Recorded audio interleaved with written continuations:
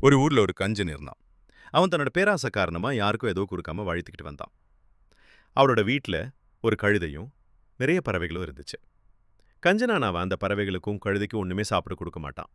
அந்த வீட்ல இருந்த தோட்டத்துல இருக்கிற புல்ல மட்டும் அந்த கழுதையும், பூச்சிகளை அந்த பறவைகளும் தின்னு உயிர் வாழுதுச்சுங்க. சாப்பாடே குடுக்காம தன்னை வேலை வாங்குற இந்த கஞ்சன் கிட்ட இருந்து எப்படியாவது தப்பிக்கணும்னு நினைச்சுச்சு. அப்போ ஒரு நாள் அங்க இருந்த ஒரு பறவை செத்துப் போச்சு. உடனே அந்த கஞ்சன அந்த பறவைய தொக்கு தோட்டத்துக்கு வெளியில போட்டுட்டான். இத பார்த்த கழுதைக்கு ஒரு யோசனை வந்துச்சு. தானும் செத்த மாதிரி நடிச்சா இந்த கஞ்சன நம்மளையும் தொக்கத்துக்கு வெளியில தூக்கி போடுவான்.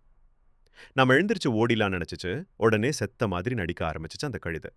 இத பார்த்த கஞ்சனுக்கு ரொம்ப வருத்தமா போச்சு. இருந்தாலும் கஞ்சனுக்கு அந்த கழுதையை தூக்கி போட மனசு வரல. அதனால தோட்டத்துல இருக்கிற மரத்துக்கடியில புதைச்சு மரத்துக்கு உரமா மாத்திட நினைச்சு குழி தோண்ட ஆரம்பிச்சான். இத கவனிச்ச கழுதைக்கு அப்பதான் புரிச்சது. தப்பிக்க முயற்சி செஞ்சு இப்ப குழியில போட்டு மூடி சாக போறோம்னு இந்த கஞ்சன் கிட்ட இருந்து தப்பிக்கணும்னா இத விட்டா வேற வழி இல்லைன்னு முடிவு செஞ்ச கழுதை குழி தோண்டிக்கிட்டு இருந்த கஞ்சனை குழிக்குள்ள முட்டி தள்ளிட்டு ஓடி போயிடுச்சு.